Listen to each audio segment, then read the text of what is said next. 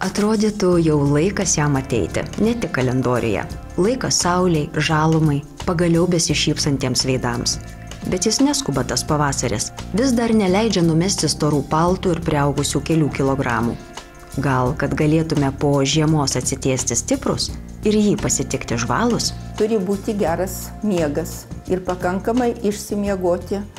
Rekomenduojama, kad kiekvieną dieną apie 20 minučių būtų aktyvus žmogus kažkur tai ar pasivaikščioti ir ypatingai reikia pasivaikščioti šviesiu metu, kad kuo daugiau gautų ir saulės spindulių, kad imuninė sistema mūsų būtų tvirta, labai reikia savo mąstymą, labai turėti nusiteikimą gerą. Ir emocijos labai svarbu, labai, nes nervų sistema čia vaidina labai didelį vaidmenį. Nes neretai gali būti grinai dėl tokių nervinių įtampos nervinės viską gali blogėti imunitetas irgi. Nes ryšys yra didelis su nervų sistema. O svarbiausia, mes turim labai kreipti dėmesį į mūsų mitybą. Mityba mūsų turi būti labai pilnavertė, pakankamas kiekis vitaminų. O kad imuninė sistema būtų tvirta, labai reikalingi 3 vitaminai. Tai vitaminas A, vitaminas C ir vitaminas E. Jie visi padeda ląstelėms sukovoti su esančiais mikrobais, kurie yra organizme.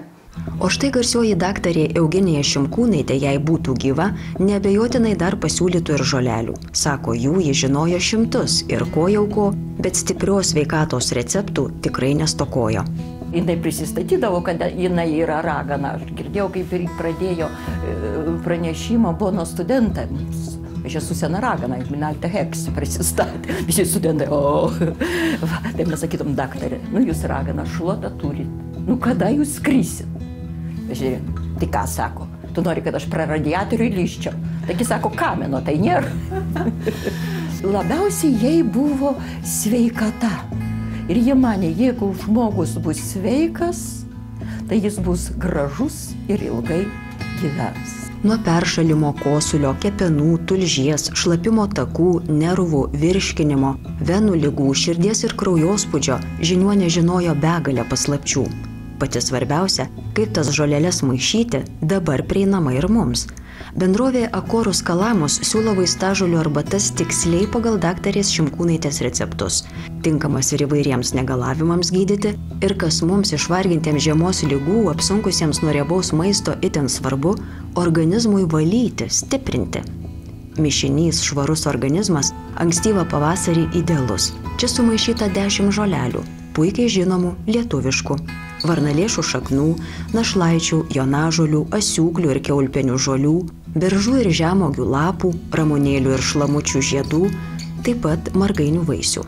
Šie augalai, pastebėta, gali padėti gerinti medžiagų apykaitą, skrandžio, kepenų ir inkstų darbą. Natūraliame medvilnės maišelyje vaistažolės įsaugo visas vertingasias savybės. Tiesa, gali pasirodyti kainuoja brangokai, bet maišelyje net 70 gramų vaistažolių, keliskart daugiau negu arbatų pakeliuose įprastai.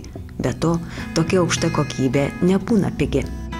Kita vertus, ar pavasaris be ligų ir gera nuotaika gali kainuoti per brangiai?